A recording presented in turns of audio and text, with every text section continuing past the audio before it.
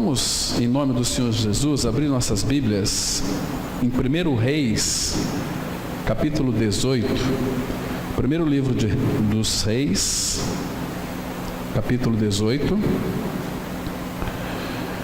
Nós vamos analisar aqui um ponto muito interessante na vida do profeta Elias.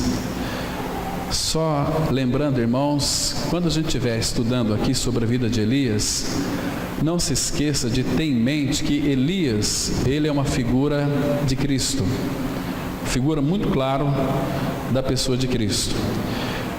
1 Reis 18, a partir do verso 1, vamos ler aqui os dois primeiros versículos. A palavra de Deus, ela diz assim: muito tempo depois, veio a palavra do Senhor a Elias no 3º ano, dizendo: vai, apresenta-te a Acabe, porque darei chuva sobre a terra. Partiu, pois, Elias a apresentar-se a Acabe, e a fome era extrema em Samaria. Vamos ter uma palavra de oração. Nosso Pai, mais uma vez, ó Pai, nós te louvamos e agradecemos pelo privilégio tão gracioso de podermos nos assentar aos pés da pessoa de Cristo e aprender da sua palavra. A palavra do Senhor, nós te louvamos porque ela é vida e ela nos vivifica, para que a gente possa então estar te invocando. Te louvamos, ó Pai, pela graça que foi revelada aos nossos corações, pela nossa libertação do pecado, por termos os olhos abertos e crer em toda a verdade da cruz, porque o Senhor Jesus, ele morreu numa cruz, mas naquela cruz, em seu corpo santo, nós fomos colocados, fomos atraídos, fomos crucificados com o Senhor Jesus Cristo, sepultados com Ele, e juntamente com Ele o Senhor também nos ressuscitou e nos fez assentar nos lugares celestiais em Cristo. Obrigado, Pai, porque todos nós nascemos pecadores, mas Cristo nos amou e veio e nos libertou. Agora, Pai, cabe Teu Espírito cada dia mais comunicar este fato consumado aos nossos corações. Nessa noite, Pai, conquista-nos a nossa mente, nos dê entendimento para compreender a Tua palavra, entendimento sobrenatural. Pai, que não venhamos ficar tão somente em mais um conhecimento bíblico, mas possamos tocar a Tua realidade. Toca-nos, Senhor, fala conosco, repreende todo espírito contrário ao Teu conhecimento. Fala nessa noite mais uma vez. Em nome do Senhor Jesus, nós oramos. Amém. Irmãos, esse livro, 1 Reis, dentro desse contexto que é introduzido aqui Elias, aqui nós vemos como que o pai, ele prepara os seus filhos. Se nós pegarmos o contexto aqui, nós vamos verificar que na primeira oportunidade, Deus então pede para que Elias se apresente diante do rei Acabe. Isso, 1 Reis, capítulo 17, versículo 1. Então ele é apresentado diante do rei Acabe, dizendo que durante 3 anos e meio, segundo a palavra dele, não haveria chuva sobre aquela terra. Depois que Elias é apresentado diante do rei Acabe, o Senhor chama ele para ir para o deserto. Retira-te, Elias, agora você vai para o deserto. Vai para o deserto, o lado oriental, que é o deserto, né? Esconde ali junto a uma torrente de águas, né? Que é bem na fronteira ali do rio Jordão. E Elias de fato foi para lá e ficou ali no deserto. Depois que ele foi como que na luz da ribalta diante do rei Acabe, o Senhor manda ele se retirar e Elias obedece sem nenhuma murmuração e vai para o deserto, onde ali tinha uma fonte. E queridos, e aquela fonte secou. Imagina só, você está onde Deus pediu para você estar, e no lugar certo que Deus ordenou você estar, e tinha uma fonte no deserto, e aquela fonte, ela seca.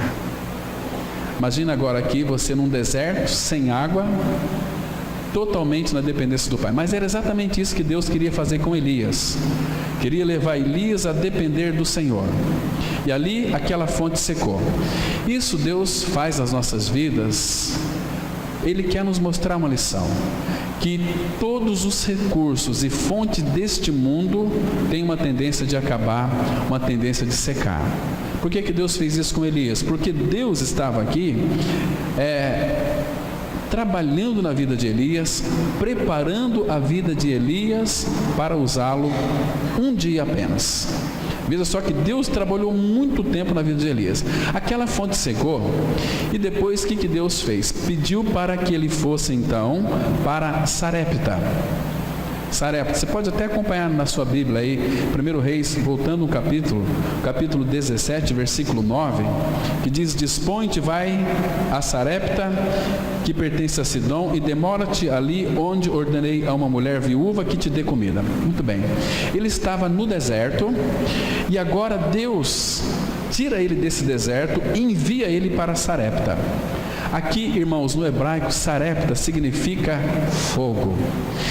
Elias estava fazendo uma pós-graduação ali no deserto, e a água secou, então ele começou a depender agora totalmente do Senhor. Aí Deus manda ele descer para Sarepta, que significa fogo, significa fornalha.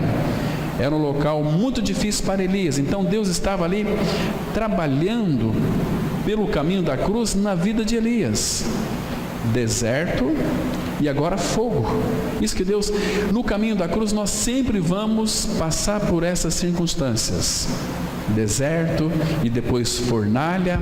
Pedro vai dizer na sua carta, 1 Pedro 4,12: irmãos, não estranheis o fogo ardente que surge no meio de vós, destinado a provar-vos, como se alguma coisa extraordinária vos estivesse acontecendo. Muito pelo contrário, é para nós nos alegrarmos na medida em que nós somos co-participantes dos sofrimentos de Cristo. Ele vai para Sarepta. Chegando lá em Sarepta, o que acontece ali? Aí, de repente, é apresentado para uma mulher. E a seca ali, irmãos, era uma seca extrema. Já estava ali alcançando todos os territórios ali. A seca era muito grande. E, de repente, Elias, que é uma figura de Cristo, pede para aquela mulher fazer um bolo para ele. A mulher disse: olha, nós vamos fazer um bolo para mim e para o meu filho. Ela já tinha perdido o marido, viúva. Elias fala: não, faz primeiro um bolo para mim, depois para você e para teus filhos. Claro, porque, irmãos, mesmo em face de todas as dificuldades, se o Senhor não tiver a primazia na nossa vida, o nosso foco está totalmente errado. Por isso que Elias, olha aqui, veja aqui, a partir do no 17, verso 13. Elias, no 12, ela disse assim: ela respondeu: tão certo como vive o Senhor teu Deus,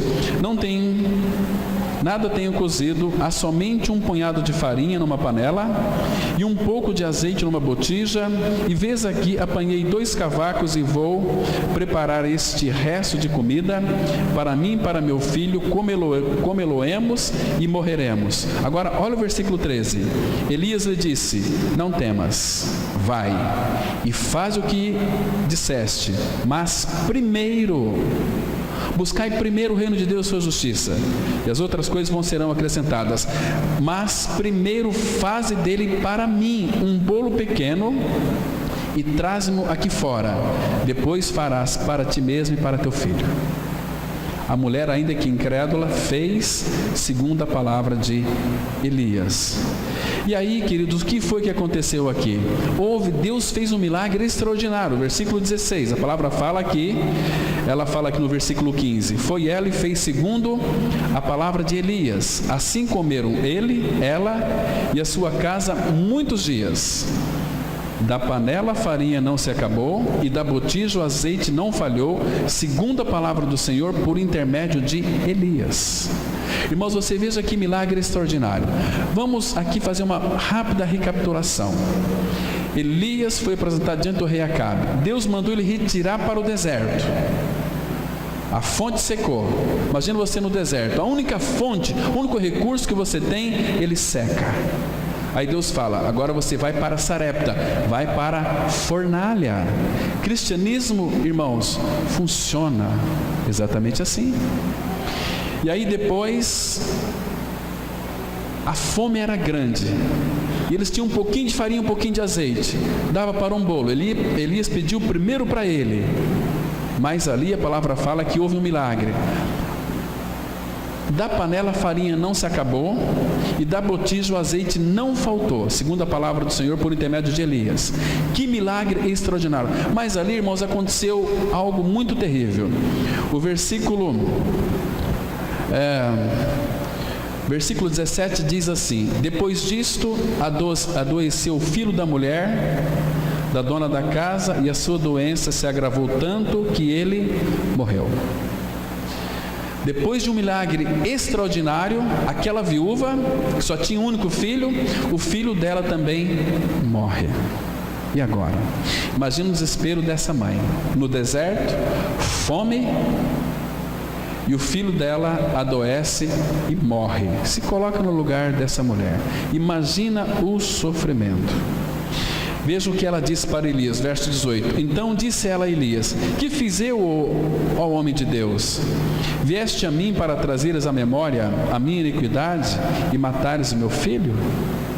Ele lhe disse: dai-me o teu filho. Tomou nos braços dela e o levou para cima ao quarto onde ele mesmo se hospedava e o deitou em sua cama. Queridos, aqui nós vemos aqui que Elias em nenhum momento murmurou, nenhum momento ele reclamou. Você não sabe que eu sou um filho de Deus? Você não viu o milagre da farinha e da botija que não se acabou? Eu sou aqui um profeta do Senhor. Elias não falou isso, muito pelo contrário, ele teve uma empatia. O teu problema, a tua dor é o teu filho? Transfere a tua dor para mim. Elias disse para ela: dai-me o teu filho, e tomou dos braços dela. Queridos, e que Elias fez? Elias depois ele foi falar com quem? Olha só o versículo 20. Então clamou ao Senhor e disse: ó Senhor meu Deus, também até esta viúva com quem me hospedo afligiste, matando-lhe o filho? E estendendo-se 3 vezes sobre o menino, clamou ao Senhor e disse: Senhor meu Deus, ó Senhor meu Deus, rogo-te que faças a alma deste menino a entrar nele. Vocês viram aqui, Elias estava diante de uma dificuldade muito grande. Elias não foi falar com ninguém mais, mas foi clamar ao Senhor. Irmãos, isso tem uma lição para nós. Quando lhe vier alguma dificuldade, seja no seu relacionamento conjugal, seja na sua vida financeira, seja na sua vida física, problema de saúde, se nós gemêssemos menos, murmurássemos menos e fôssemos clamar ao Senhor, muitos dos nossos problemas seriam resolvidos. Muito bem. Aí o versículo 22 fala que o Senhor atendeu a voz de Elias, e a alma do menino tornou a entrar nele, e reviveu. E Elias tomou o menino e o trouxe do quarto à casa, e o deu à sua mãe, e lhe disse: vê, teu filho vive. Muito bem, olha, o teu problema era o teu filho, a tua dor era o teu filho, então está aqui o teu filho para você, vivo. O Senhor o ressuscitou. Agora, queridos, veja aqui o versículo 24. Então a mulher disse a Elias: nisto conheço agora que tu és homem de Deus, e que a palavra do Senhor na tua boca é a verdade. Irmãos, que testemunho lindo aqui essa mulher deu a respeito de Elias. Amados, ela falou uma coisa aqui tão preciosa: nisto conheço agora que tu és um homem de Deus. Amados, nós que conhecemos o Senhor, que morremos e ressuscitamos com Cristo, como é que nós somos conhecidos pelo mundo aí afora? Será que as pessoas nos conhecem como homem homens e mulheres de Deus? Será que quando nós estamos caminhando pela rua dessa cidade, será que eles olham para nós e apontam: ali está indo uma mulher de Deus, ali está indo um homem de Deus? Ou será que eles falam assim: ali está indo um crente de meia sola, um crente mequetrefe, um crente totalmente que tem um péssimo testemunho, um crente que professa um cristianismo, mas não vive a realidade espiritual do cristianismo? A mulher viu aqui, na vida de Elias, Deus. Nisto reconheço agora que tu és um homem de Deus. Muito bem. Em todo esse capítulo 17, Deus estava preparando para usá-lo apenas um dia. Queridos, agora guarde bem isso aqui que eu vou lhe dizer. Deus nunca vai usar métodos. Deus nunca vai ungir métodos. Deus vai ungir homens e mulheres que de fato creram na sua morte e ressurreição com Ele. Então, Deus aqui ele estava preparando Elias, irmãos, um período de 3 anos e meio para usá-lo apenas um dia, né? Agora, interessante, irmãos, que Deus ele nunca vai ter pressa em preparar os seus filhos. Deus é muito paciente. Deus vai tratando conosco, Ele não tem pressa em treinar os seus obreiros, em treinar aqueles que foram chamados para uma função específica de pregar a palavra, de orar, de exercer qualquer ministério dentro do corpo de Cristo. Deus é paciente. Deus, Ele treinou Moisés quantos anos? 40 anos. Deus treinou Moisés 40 anos. Treinou ele atrás do deserto. Ficou lá. Depois Deus usou ele mais 40 anos para tirar o povo de Israel do Egito. Senhor Jesus Cristo, Ele começou seu ministério com 30 anos e teve seu ministério aqui na terra durante 3 anos e meio e fez uma obra perfeita. A palavra fala em Hebreus que o nosso Senhor Jesus Cristo, aquele que é o Deus encarnado, Ele teve que ser aperfeiçoado. Ele experimentou a dor. Por isso que o Senhor Jesus, Ele nos compreende, Ele nos entende, Ele sofre junto conosco, porque Ele sabe o que é padecer. Ele é homem de dores. E o Senhor precisa nos treinar. Então, queridos, tenha paciência quando Deus lhe matricular na escola do quebrantamento. Porque todo filho de Deus que foi regenerado, ele precisa quebrar a nossa vontade. Nós não temos vontade de ler Bíblia, nós não temos vontade de interceder, de orar. A gente vem para as reuniões, o culto da igreja, exercitando um esforço terrível. Será que nós temos tido prazer em se reunir como igreja do Senhor? Prazer na palavra, prazer na adoração, prazer na comunhão? Se você creu na sua morte e ressurreição com Cristo e não tem esses prazeres, Deus vai mexer naquilo que você mais ama. Ele vai remover tudo aquilo que impede você caminhar com Ele. Ele pode remover um marido, pode remover uma esposa, pode remover um filho. Você pode perder tudo, porque Ele não está importando. Ele é dono de tudo, da prata, do ouro, mas Ele vai treinar você e a mim. Então não seja resistente ao Senhor. Ele começou uma boa obra em nós e é fiel para completá-la até o dia de Cristo.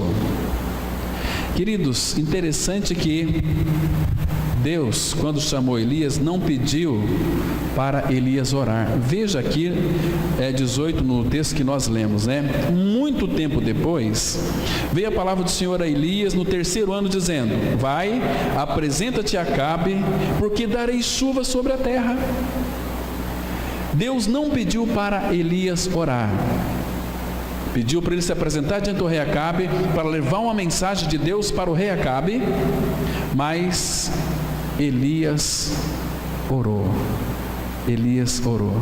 E aqui nós temos que aprender uma lição muito importante. Irmãos, a soberania de Deus A sua soberania não anula a nossa responsabilidade humana.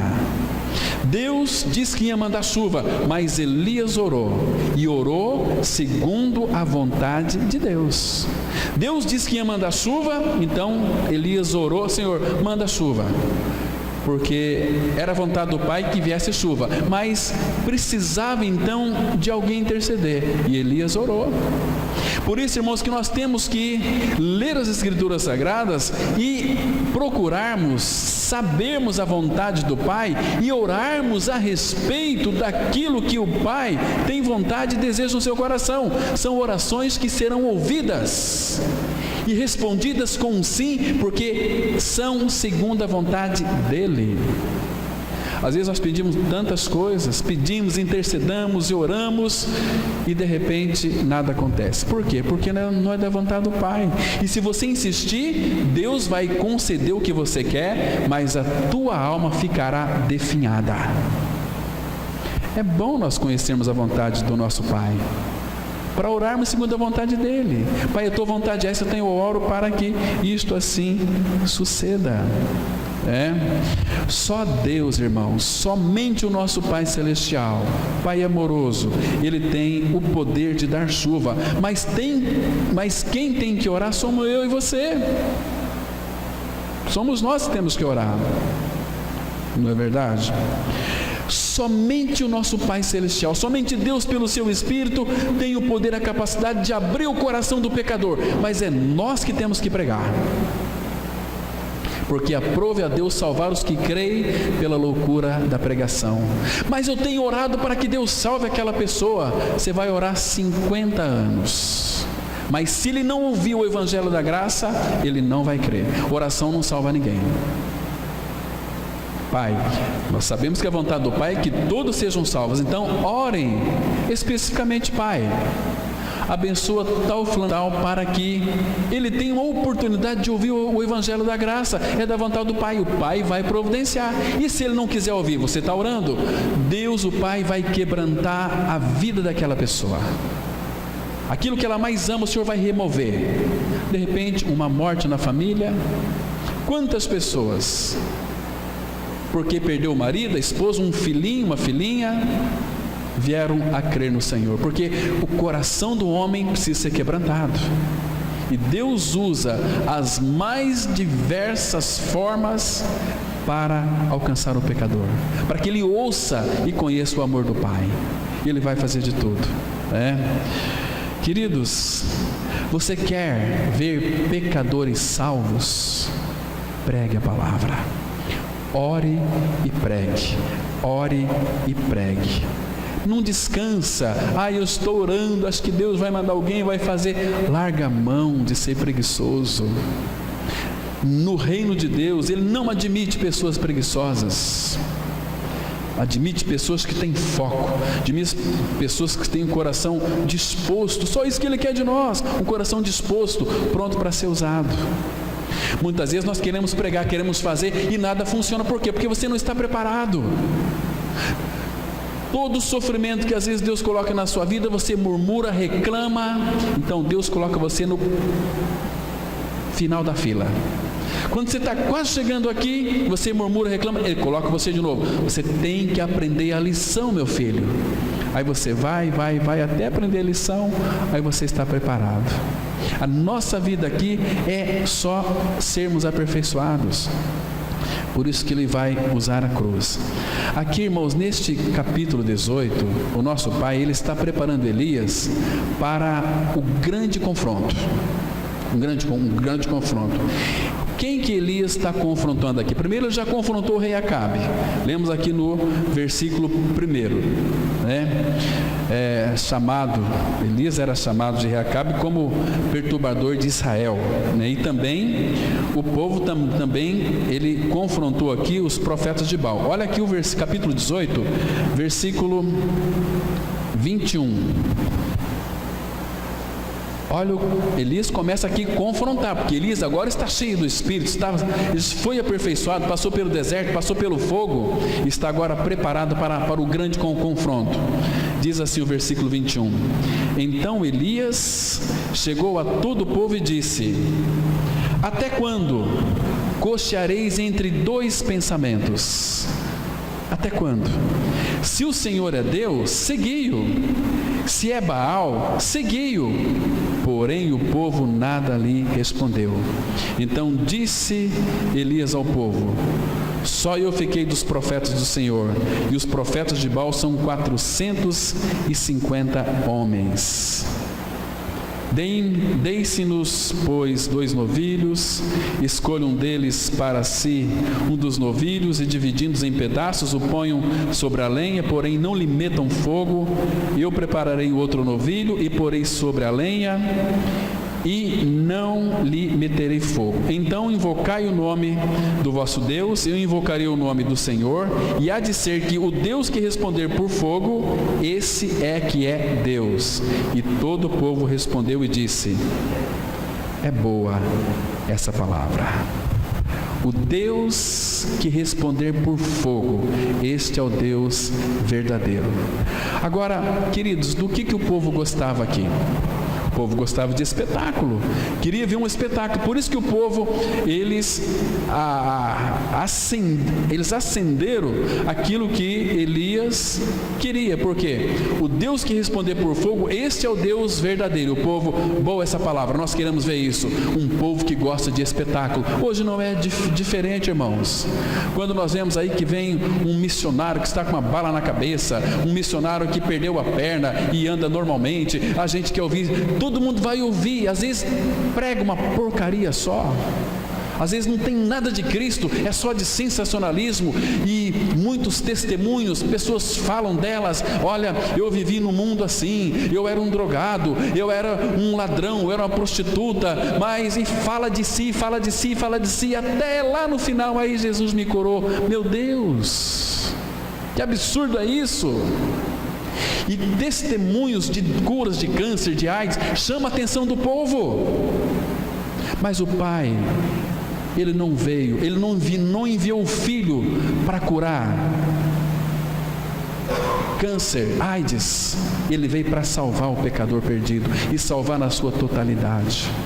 Porque eu e você, nós sabemos que filho de Deus, ele pode ficar doente de câncer, pode ficar míope, pode ter uma série de doenças em consequência do pecado, da queda. O pecado foi removido de nós, mas ainda os efeitos da queda estão por aí.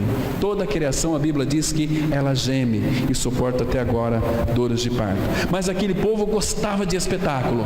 Vai ter aqui, vamos ver o Deus que vai responder por fogo. Que espetáculo que seria para aquele povo, né? Que novidade é para aquele povo. Paulo em Atenas, pregando lá pelos atenienses, aquele povo lá em Atos 17, outra coisa não fazia a de ouvir as últimas novidades. Todo crente religioso gosta de novidade, gosta de se aparecer. Eu estou fazendo a obra, nós estamos aqui num plano, num projeto, e todo mundo fica sabendo. Isso é glória para homem, não é glória para o Senhor. Quando Deus faz, ninguém fica sabendo. Leia as histórias de George Miller. Irmãos, que precioso é isso.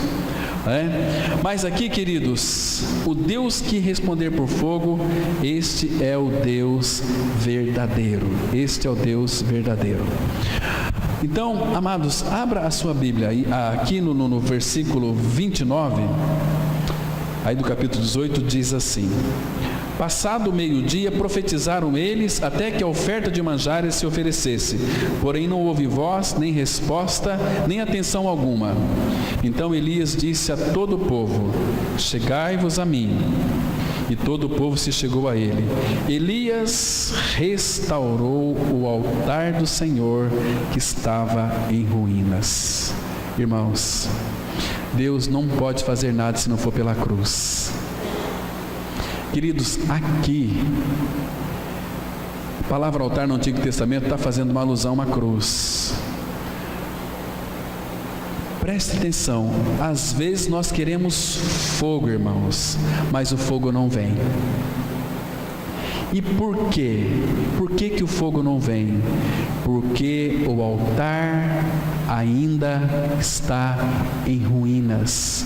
E altar aqui fala da cruz. Uma igreja, ela pode se reunir, pode ter pregação, pode ter louvor, pode ter um monte de irmãos, de pessoas, mas se não tiver a centralidade de Cristo, a sua cruz, tudo isso é uma prática de cristianismo, mas sem vida, porque o altar está em ruínas. Em outras palavras, Paulo diz assim: não me enviou Cristo para batizar, mas para pregar o Evangelho, não em sabedoria de palavras, para que não se anule a cruz de Cristo. Irmãos, o Evangelho da graça, o Evangelho do Cristo crucificado tem sido esquecido em nossos púlpitos. Não tem crescimento espiritual. O que tem crescimento é um inchaço, é um crescimento desordenado de pessoas. São evangélicos vazios do Evangelho.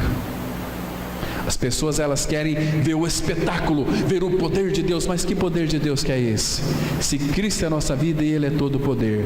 Quando Cristo é minha vida, eu tenho em meu interior toda a suficiência celestial que está nessa pessoa. Então, veja a primeira coisa aqui, que disse Elias a todo o povo: chegai-vos a mim. Todo o povo se chegou a ele. Elias, a primeira coisa que Elias fez foi restaurar o altar do Senhor, que estava em ruínas. A cruz não era mais lembrada. Deus já tinha sido esquecido. E o que estava mais acontecendo aqui?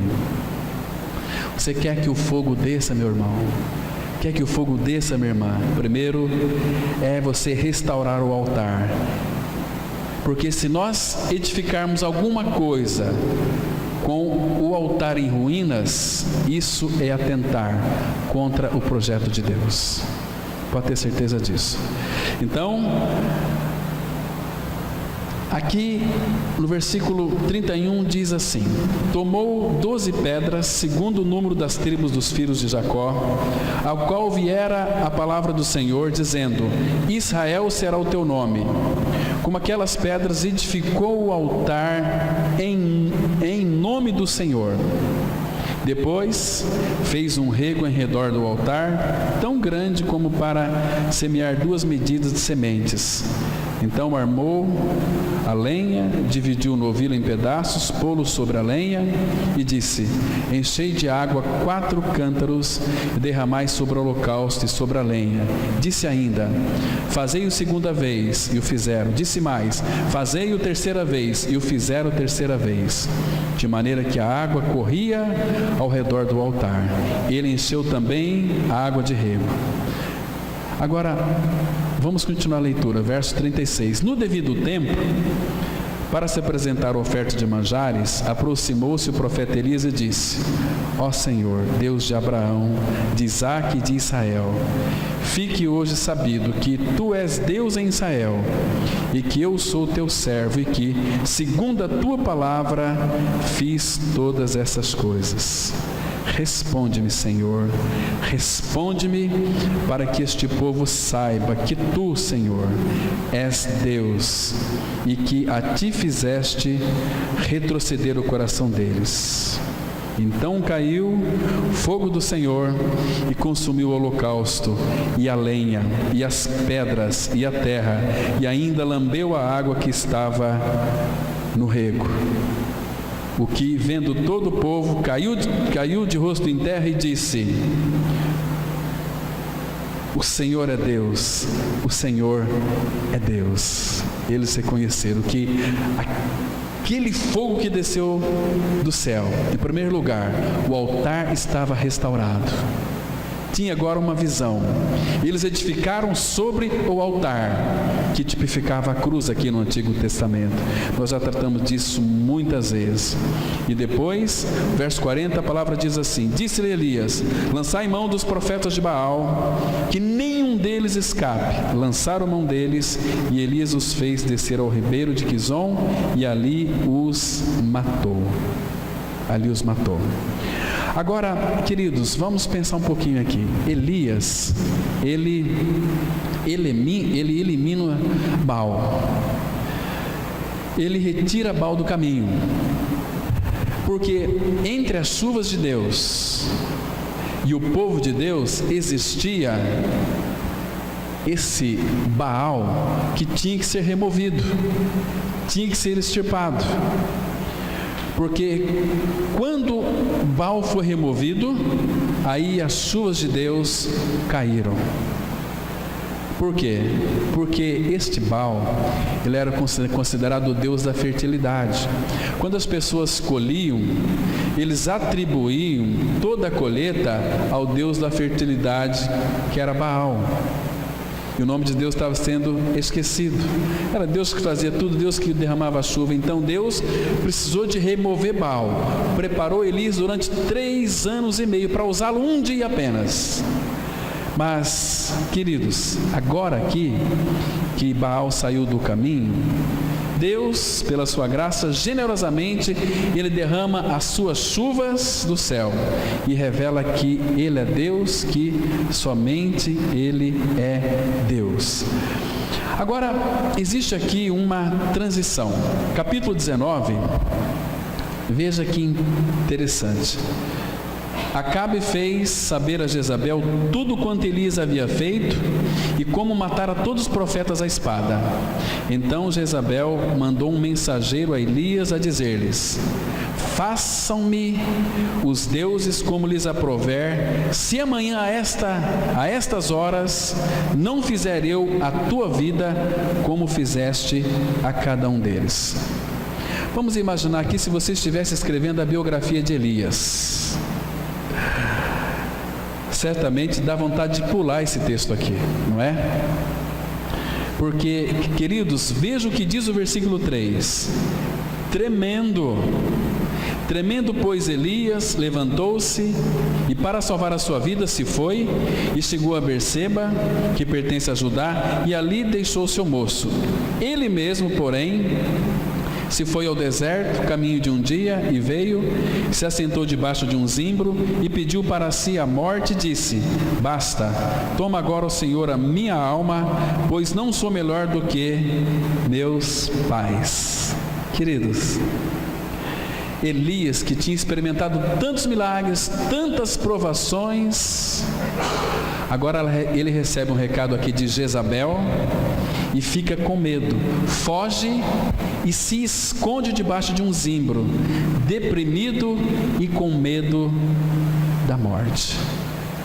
Por que Elias ficou com medo de Jezabel? Ele matou todos os profetas de Baal, tantos milagres que Elias viu e Deus fez por intermédio dele, e agora Elias, ele foge com medo de Jezabel e ficou deprimido e pediu para ele a morte. Você consegue entender Elias deprimido? Consegue entender dentro desse contexto aqui? Com medo? Elias fugindo? A lição que eu quero deixar para vocês aqui é esta, meus irmãos.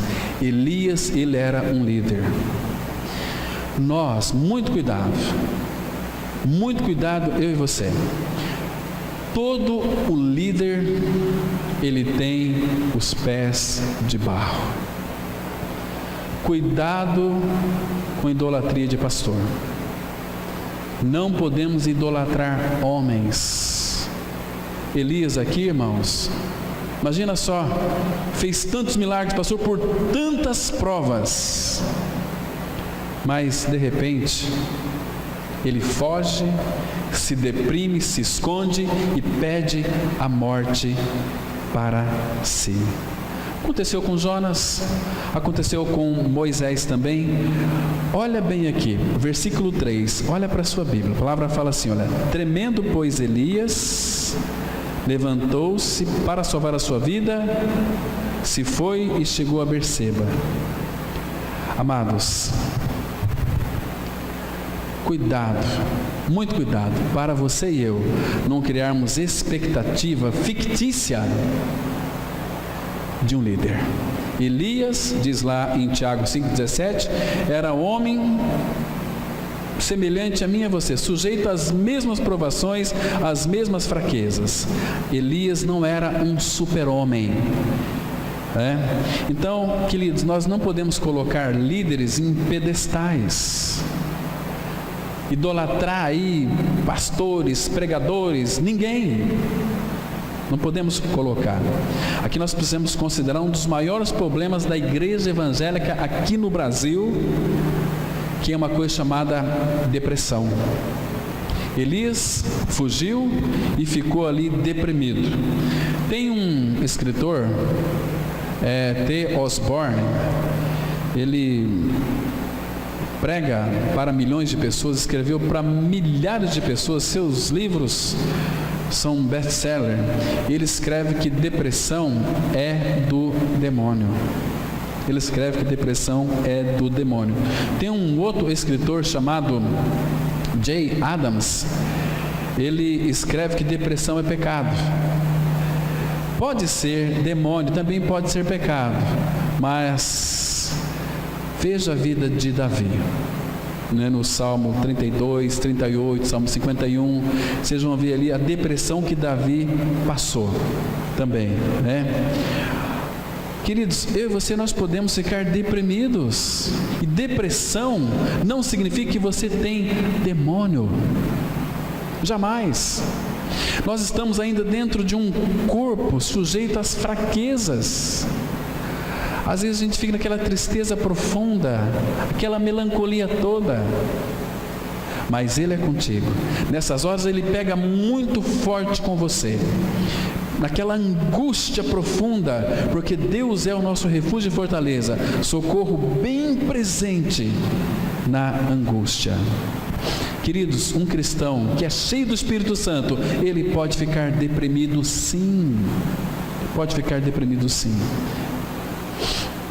Então, queridos, um pastor consagrado pode ficar deprimido. A gente vê a história de tantos homens de Deus. O Spurgeon, às vezes ele tinha que sair do púlpito e para lugares afastados para tratar da sua depressão. Spurgeon era o príncipe dos pregadores, ele tinha depressões profundas. Sofria de depressões tão avassaladoras na sua vida, sofreu demais com problema de depressão.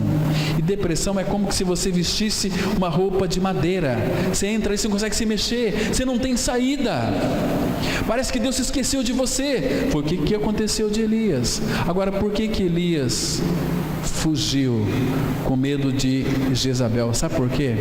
Porque ele esqueceu de olhar para o Senhor e olhou para o problema, olhou para Jezabel e ficou canalizado naquele problema, e aquele problema lhe trouxe muitas dores.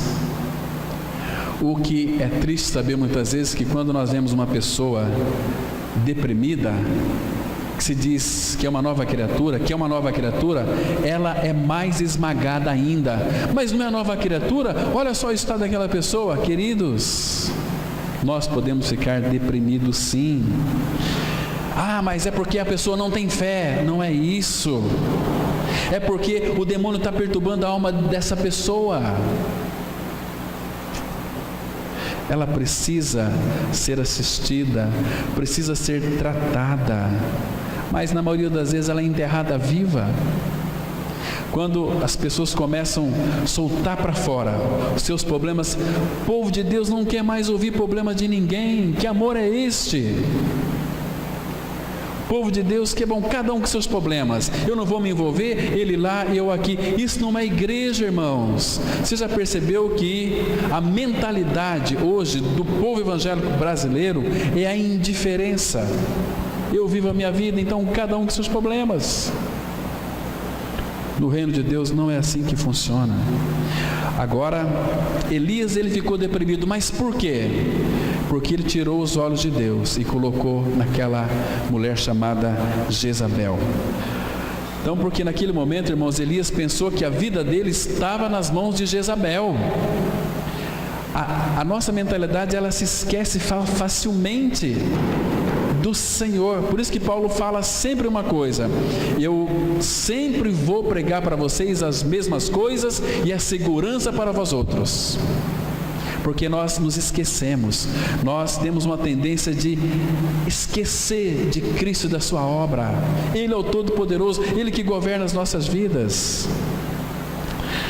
Queridos, se você pensar que a sua vida está nas mãos dos homens, você vai temer, você vai ficar deprimido. Se você olhar para as circunstâncias, não para Deus, você vai temer e vai ficar deprimido. Se você vê a crise financeira se alastrando no nosso país, e vai ficar pior.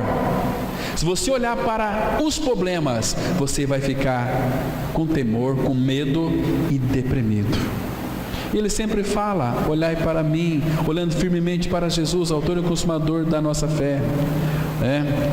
Então, queridos, agora a depressão, ela sempre de alguma maneira vai nos pregar algumas peças, Quando você sentir meio melancólico, meio deprimido, queridos, não se isole, procura pessoas, ligue para o irmão, ligue para a irmã. É o momento que você está no meio de gente, pessoas, não faça como Elias, se isola.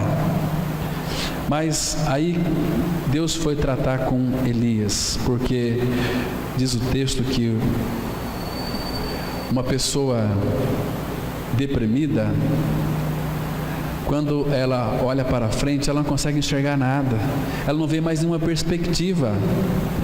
Mas para Elias, Deus tinha mais, ou seja, algo melhor estava para vir ainda. Agora, como é que Deus curou a depressão de Elias aqui dentro desse contexto, irmãos? Primeiro, que Deus deu para ele uma coisa chamada sonoterapia. Elias, vai dormir, vai descansar. Segundo lugar, ele deu um cardápio especial para Elias, Ele preparou aqui uma mesa para ele lá no deserto, e manda Elias sair da caverna. Elias fala, Elias desabafa, Elias começou a falar, ele começou a ser curado. Tinha alguém para ouvi-lo, Naqueles problemas de depressão profunda, você precisa de falar, você tem que desabafar. Existe um Deus Pai soberano que está com seus ouvidos abertos. O problema nosso de depressão, irmãos, que nós confiamos em nossas próprias mãos. Eu faço, eu consigo, eu luto, eu batalho, mas você está enfraquecendo, suas forças estão se exaurindo, de repente você está aí numa UTI de um hospital, sem nenhuma esperança, sem nenhuma perspectiva. Esqueceu de depender do Senhor. Então aqui, irmãos, Deus tinha algo muito melhor para Elias, porque abra aí aqui no capítulo 2, 2 Reis, capítulo 2. O melhor para Elias estava para vir ainda. 2 Reis, capítulo 2, versículo 11.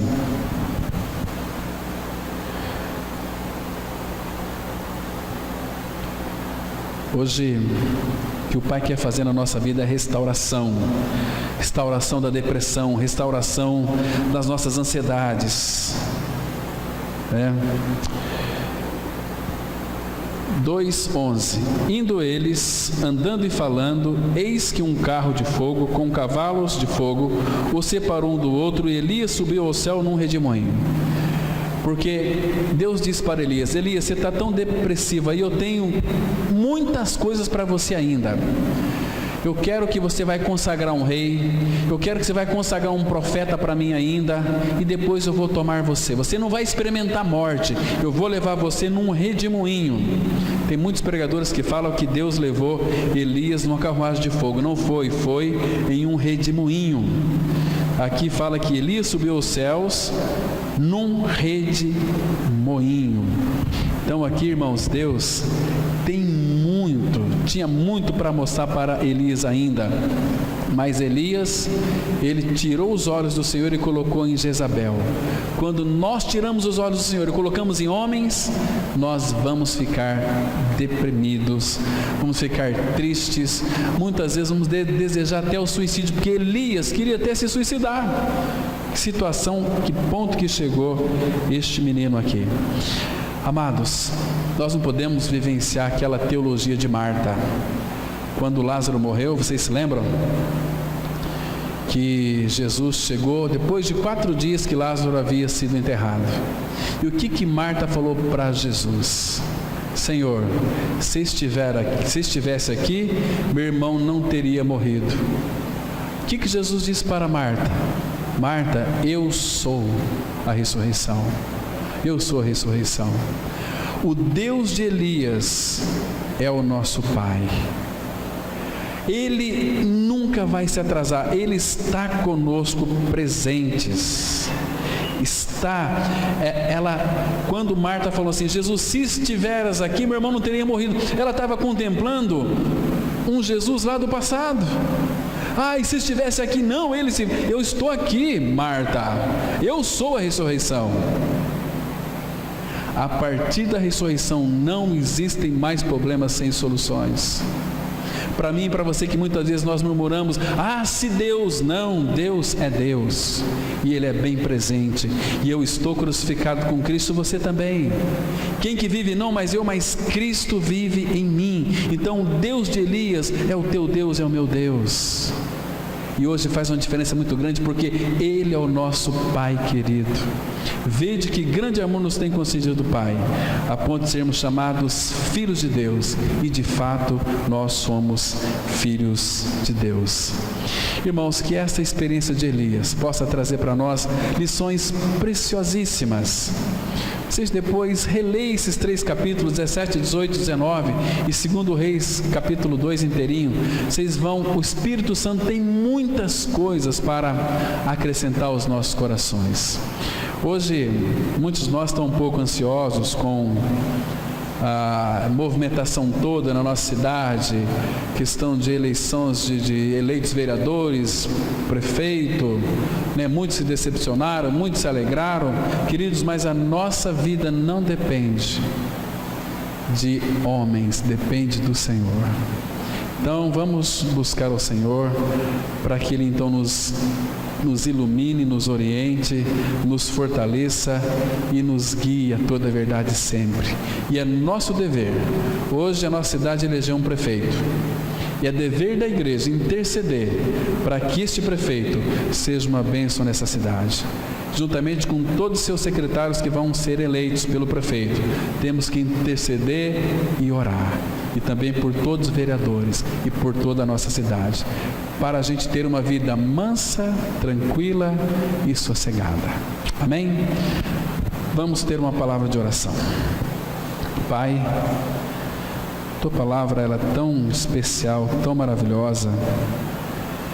Nós Te louvamos e agradecemos, Pai, porque é o Senhor quem faz tudo perfeito.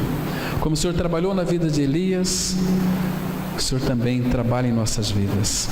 O Senhor tem nos aperfeiçoado. O Senhor tem, ó Pai, se revelado a nós de uma forma tão linda, tão especial, tão maravilhosa. Obrigado pela cruz, porque Cristo na cruz removeu o nosso pecado. E hoje nós somos chamados para este caminho da cruz, para que venhamos negar a nós mesmos, dia a dia tomar a nossa cruz e seguir o Senhor. Por isso, Pai, nos aperfeiçoa. Esteja nos abençoando, nos dando mais e mais de Cristo, e que o nosso coração jamais venha perder de vista que Cristo é a nossa vida, que independentemente da circunstância que estamos enfrentando e que vamos enfrentar, a nossa suficiência vem de Cristo, vem de Ti, Pai. É em nome de Teu Filho Jesus que nós oramos. Amém.